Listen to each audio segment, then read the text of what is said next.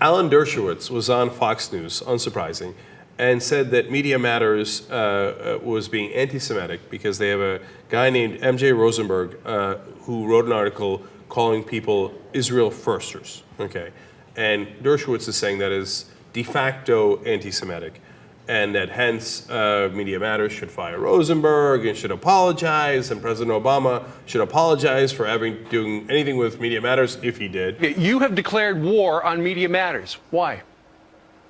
Well, you know, I'm a liberal Democrat, but I can't tolerate bigotry on any side of the political spectrum. Media Matters has crossed the line. They have accused any supporters of Israel of being Israel firsters. They've accused AIPAC, the organization that President Obama is going to speak in front of, as having only one loyalty to Israel and not to America at all. They've accused us essentially of treason. It's the oldest of charges. It goes back to the Bible, to Pharaoh, to Haman, to Stalin, to Hitler, accusing Jews of dual loyalty, and it can't be tolerated whether it comes from the left or the right. So my question is, first of all, I love how M.J. Rosenberg, who's Jewish, is anti-Semitic.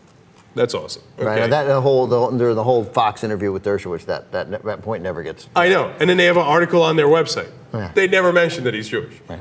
It's awesome. They're fantastic people. Anyway, so is it de facto anti-Semitic to say that, hey, you know what? These guys, there's some people in the country who view Israel so highly as a priority among their different priorities in politics that that's their first priority. Okay. I think that that's totally normal. I mean, not that accusation is normal. I think if they do have it as their first priority, I don't even think that's weird. Like, so, for example, do some Turkish Americans have Turkey as their top priority? Have you ever met a Turkish American? Yeah, totally. Of course they But do. Dershowitz's point, and in a bigger point, I think he has a point, is that you wouldn't say it about Turkish firsters. You'd only use that phrase for Israel firsters, which you're subtly suggesting to some people, and my hunch is this is not what M.J. Rosenberg meant, which was you're saying Jews. Look at these Jews with their Israel firsters. Right. And you're right. Historically, there is a totally legitimate point there that when you question Jews' loyalty to their home country, that has led to very bad results, right? Now, having said that, I mean, keep it real. Sheldon Adelson says it. He says it's my top priority, okay? That's part of why I'm giving Newt Gingrich all this money, because I care a lot about Israel.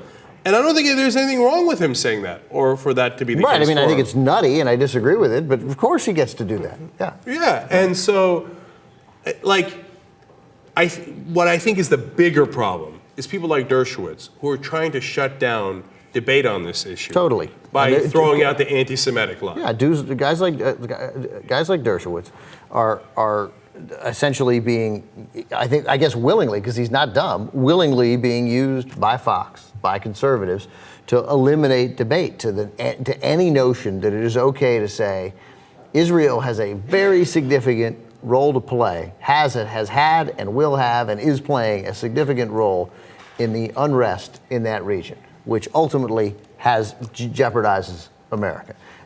But if you suggest that Israel is the bad guy ever in anything at any time, you're anti-Semitic, and by the same token, so you think Hamas is the greatest people in the world. So you're in favor of terrorists. Like, look, now here's what I think. I think there are a bunch of bad guys over there, and I think in many, and often, too often, tragically and embarrassingly, as a Jew, Israel is often on the wrong side. And guess what? So are their opponents. It doesn't have to be a wrong side and a right side.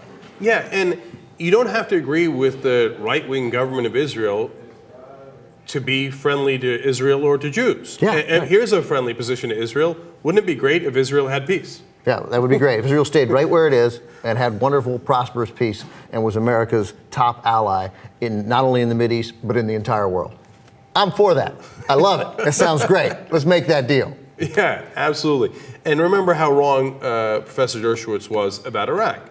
And don't, because Dershowitz is liberal on other issues, don't have any confusion about his foreign policy. He is a hawk. Neocon. He's an absolute neocon, right-wing extremist on foreign policy. He was for the disastrous war in Iraq. He has learned absolutely nothing from it, and apparently would really love another disastrous war in the Middle East with Iran. And since it's so irrational and so wrong, and he's been proven wrong over and over again, he hides behind the veil of anti-Semitism.